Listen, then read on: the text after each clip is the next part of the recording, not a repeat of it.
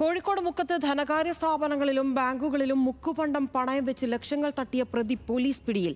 ചാത്തമംഗലം മലയമ്മ സ്വദേശി Muhammad സിനാനെയാണ് Mukkam police arrest ചെയ്തത്. പ്രമുഖ ബാങ്കുകളെയും ധനകാര്യ സ്ഥാപനങ്ങളെയും കബളിപ്പിച്ച് വ്യാജ സ്വർണം പണയം വെച്ച് തട്ടുന്ന സംഘത്തിലെ പ്രധാന കണ്ണിയാണ് പിടിയിലായ സിനാൻ.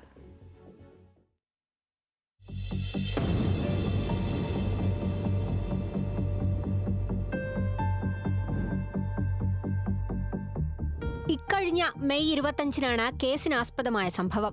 മുക്കത്തെ മണപ്പുറം ഫിനാൻസ് ശാഖയിലെത്തി പ്രതി 1.5 പവന്റെ വ്യാജസ്വർണം പണയം വെച്ച് 1,29,000 രൂപ തട്ടിയെടുക്കുകയായിരുന്നു. പിന്നീട് ജൂൺ 4-ന് സ്ഥാപനത്തിൽ നടന്ന വാർഷിക ഓഡിറ്റിംഗിനിടെയാണ് പണയം വച്ചിരിക്കുന്നത് വ്യാജസ്വർണമാണെന്ന് കണ്ടെത്തിയത്. തുടർന്ന് ഫിനാൻസ് ഏരിയ മേധാവി മുക്കം പോലീസിൽ പരാതി നൽകി.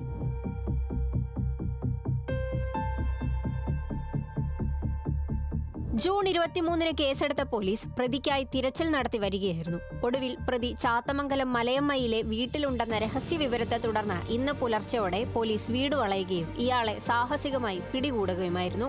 മുഹമ്മദ് സിനാന് സമാനമായ രീതിയിൽ മറ്റ് തട്ടിപ്പു കേസുകളിലും പങ്കുണ്ടെന്ന് പോലീസ് അന്വേഷണത്തിൽ വ്യക്തമായിട്ടുണ്ട്. കാരശ്ശേരി സഹകരണ ബാങ്കിലും സമാനമായ രീതിയിൽ മുക്കുപണ്ടം പണയം വെച്ച ഇയാൾ തട്ടിപ്പ് നടത്തിയിരുന്നു. ഈ സംഭവത്തിൽ മുക്കം പോലീസ് ഇയാൾക്കെതിരെ മറ്റ് 2 കേസുകൾ കൂടി രജിസ്റ്റർ ചെയ്തിട്ടുണ്ട്.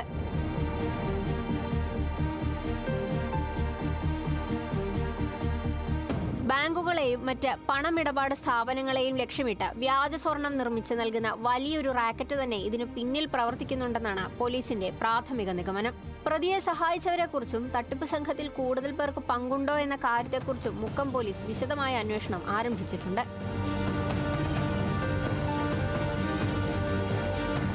ന്യൂസ് മലയാളം, കോഴിക്കോട്.